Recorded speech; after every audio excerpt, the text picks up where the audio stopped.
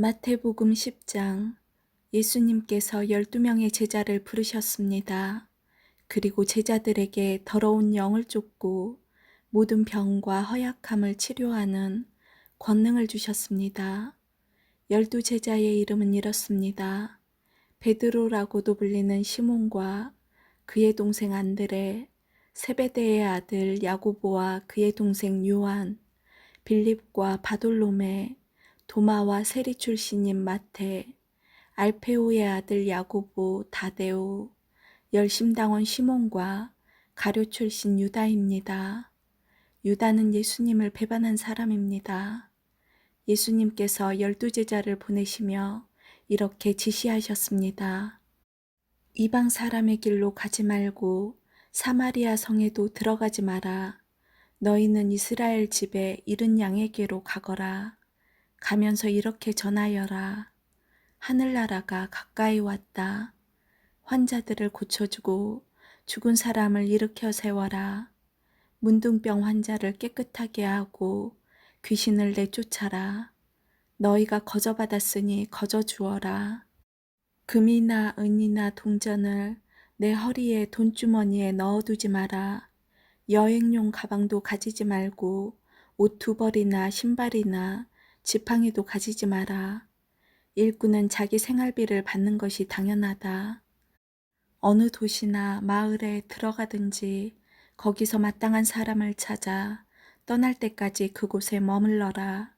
그 집에 들어가면서 평안을 빌며 인사하여라. 만일 그 집이 평안을 받을 만하면 너희가 빌어준 평안이 거기에 머물게 하고, 평안을 받을 만하지 않다면 다시 그 평안이 너희에게 돌아갈 것이다. 누구든지 너희를 맞아들이기를 거절하거나 너희 말을 귀 기울여 듣지 않으면 그 집이나 도시를 떠날 때 내 발에 먼지를 털어버려라. 내가 너희에게 진정으로 말한다. 심판의 날에 그 마을이 소돔과 고모라보다 더 많은 심판을 받을 것이다. 들어라. 내가 너희를 보내는 것이 마치 늑대무리 속으로 양을 보내는 것과 같다. 그러므로 뱀처럼 지혜롭고 비둘기처럼 순결하여라. 사람들을 조심하여라. 그들은 너희를 법정에 넘기고 회당에서 채찍질할 것이다. 나 때문에 너희는 총독들과 왕들 앞에 끌려갈 것이다. 너희는 그들과 이방 사람들에게 증언하게 될 것이다. 사람들이 너희를 잡아넘길 때 무엇을 어떻게 말해야 할지 걱정하지 마라. 그때에 너희가 말해야 할 것을 다 알려주실 것이다. 말하는 이는 너희가 아니다. 너희 아버지의 영이 너희 속에서 말씀하시는 것이다. 형제가 형제를 배신하여 죽게 하고 아버지 또한 자녀를 그렇게 할 것이다. 자녀가 부모를 대적하여 죽게 할 것이다. 내 이름 때문에 너희가 미움을 받을 것이다. 그러나 끝까지 견디는 사람은 구원을 얻을 것이다. 이 마을에서 너희를 핍박하면 다른 마을로 피하여라. 내가 진정으로 너희에게 말한다. 너희가 이스라엘 모든 마을을 다 다니기 전에 인자가 올 것이다. 제자가 스승보다 높지 않고 종이 주인보다 높지 않다. 제자가 스승만큼 되고 종이 주인과 같이 된다면 더 바랄 것이 없다. 그들이 집주인을 바알세불이라고 불렀으나 그 가족들을 부를 때는 얼마나 심한 말로 부르겠느냐.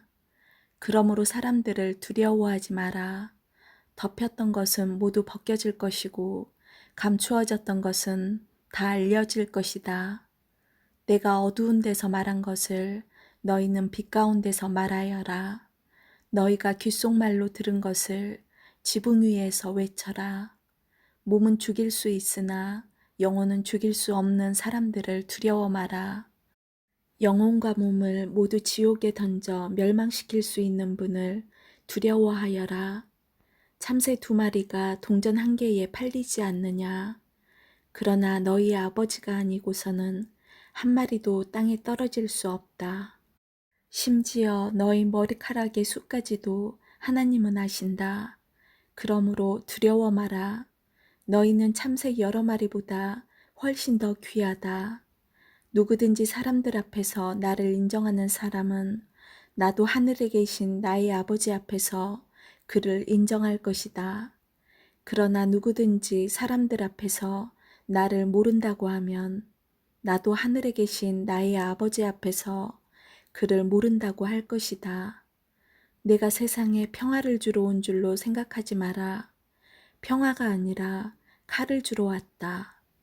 나는 아들이 아버지를, 딸이 어머니를, 며느리가 시어머니를 거슬러서 서로 다투게 하려고 왔다. 사람의 원수가 자기의 가족이 될 것이다.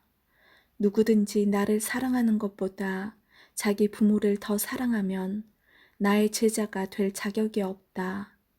누구든지 나를 사랑하는 것보다 자기 아들과 딸을 더 사랑하면 나의 제자가 될 자격이 없다. 자기 십자가를 지고 나를 따르지 않는 사람은 내 제자가 될 자격이 없다. 자기의 목숨을 찾으려고 하는 사람은 잃게 될 것이며 나를 위하여 자기 목숨을 버리는 사람은 얻게 될 것이다. 너희를 맞아들이는 사람은 나를 맞아들이는 것이다. 나를 맞아들이는 사람은 나를 보내신 분을 맞아들이는 것이다. 예언자의 이름으로 예언자를 맞아들이는 사람은 예언자의 상을 받을 것이다. 의인의 이름으로 의인을 맞아들이는 사람은 의인의 상을 받을 것이다. 내가 진정으로 말한다. 제자의 이름으로 보잘것없는 사람에게 냉수 한 잔이라도 주는 사람은 반드시 하늘나라에서 상을 받을 것이다. 11장. 예수님께서 12 제자들에게 지시하시기를 마치시고 여러 마을에서 가르치고 전도하기 위해 그곳을 떠나셨을 때의 일입니다. 세례자 요한은 감옥에서 그리스도의 하신 일을 들었습니다. 요한은 제자들을 예수님께 보냈습니다. 요한은 그들을 통해 예수님께 물었습니다. 오신다고 했던 분이 바로 당신입니까? 아니면 다른 분을 기다려야 합니까? 예수님께서 대답하셨습니다. 요한에게 가서 너희가 듣고 본 것을 말하여라. 보지 못하는 사람이 보고 걷지 못하는 사람이 걷고 문둥병 환자가 깨끗해지고 듣지 못하는 사람이 듣고 죽은 사람이 살아나며 가난한 사람에게 복음이 전해진다고 하여라. 나를 의심하지 않는 사람은 복이 있다. 요한의 제자들이 떠난 뒤에 예수님께서 모인 사람들에게 요한에 대해 말씀하기 시작하셨습니다. 너희는 무엇을 보러 광야에 나갔느냐? 바람에 흔들리는 갈대를 보러 갔느냐? 아니면 무엇을 보러 갔느냐? 화려한 옷을 입은 사람을 보려고 나갔느냐? 화려한 옷을 입은 사람은 왕궁에 있다. 그러면 너희는 무엇을 보러 나갔느냐? 예언자를 보려고 나갔느냐? 그렇다. 내가 너희에게 말한다. 이 사람은 예언자보다 더 나은 사람이다. 이 사람에 대하여 성경에 이렇게 기록되어 있다. 보라, 내가 너보다 앞서 나의 사자를 보낸다. 그는 너의 길을 준비할 것이다. 내가 너희에게 진정으로 말한다. 여자가 낳은 사람 중에 그 누구도 세례자 요한보다 더 위대한 사람은 없다. 그러나 하늘나라에서는 아무리 낮은 사람이라도 세례자 요한보다 더 위대하다. 세례자 요한 때부터 지금까지 하늘나라는 힘있게 성장하고 있다. 힘있는 사람들이 하늘나라를 차지할 것이다. 모든 예언자들과 율법에 예언한 것이 요한까지이다. 너희가 이 예언을 받아들일 마음이 있다면 오기로 되어 있는 엘리야가 바로 요한이다. 들을 수 있는 귀를 가진 사람은 모두 들어라. 내가 이 세대의 사람들을 무엇에 비유할 수 있겠느냐? 이들은 마치 장터에 앉아있는 아이들이 다른 아이들을 부르는 것과 같다. 우리가 너희를 위하여 피리를 불었는데 왜 춤을 추지 않았느냐? 우리가 슬픈 노래를 불렀는데 왜 울지 않느냐? 요한은 와서 먹지도 않고 마시지도 않았다. 그러자 사람들이 이렇게 말했다. 그는 귀신 들렸어. 인자가 와서 먹고 마시니 사람들이 말했다. 저 사람을 봐. 탐욕이 많은 사람이야. 저 사람은 술꾼이야. 세리와 죄인의 친구야. 그러나 지혜는 그 행한 일 때문에 옳다는 것이 증명된다. 그때 예수님께서 자신이 가장 많은 기적을 베푸셨던 도시들을 꾸짖기 시작하셨습니다. 그것은 이들이 회개를 하지 않았기 때문입니다. 화가 미칠 것이다. 고라시나, 화가 있을 것이다. 벳세다야. 너희에게 베풀었던 기적이 두로와 시돈에서 있었다면 그곳 사람들은 벌써 베옷을 입고 죄를 뒤집었으며 회개했을 것이다. 내가 너희에게 말한다. 심판의 날에 너희가 두로와 시돈보다 더 많은 심판을 받을 것이다. 그리고 너 가버나움아, 내가 하늘까지 높아질 줄 아느냐? 오히려 너희는 지옥에 떨어질 것이다. 너희에게 베푼 기적이 소돔에서 일어났다면 그 도시가 오늘까지 남아 있었을 것이다.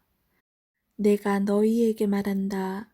심판의 날에는 너희가 소돔보다 더 큰 심판을 받을 것이다. 그때에 예수님께서 대답하여 말씀하셨습니다. 하늘과 땅의 주인이신 아버지, 이것들을 지혜롭고 영리한 사람에게는 감추시고 어린아이들에게는 보여주셨으니 감사합니다. 그렇습니다, 아버지. 이것이 아버지께서 기뻐하시는 뜻입니다. 나의 아버지께서 내게 모든 것을 주셨다. 아버지 외에는 아들을 아는 이가 없고 아들과 아들이 나타내 주고자 하는 사람 외에는 아버지를 아는 이가 없다. 무거운 짐을 지고 지친 사람은 모두 나에게 오너라. 내가 너희를 쉬게 할 것이다. 나는 마음이 온유하고 겸손하니 나의 멍에를 메고 내게 배워라. 그러면 너희 영혼이 쉼을 얻을 것이다. 나의 멍에는 쉽고 나의 짐은 가볍다. 12장. 그 무렵 안식일에 예수님께서 밀밭 사이를 걸어가셨습니다. 제자들이 너무 배가 고파서 밀이삭을 잘라먹기 시작했습니다. 바리새파 사람들이 이것을 보고 예수님께 말했습니다. 보시오, 당신의 제자들이 안식일에 금지된 일을 하고 있습니다. 예수님께서 대답하셨습니다.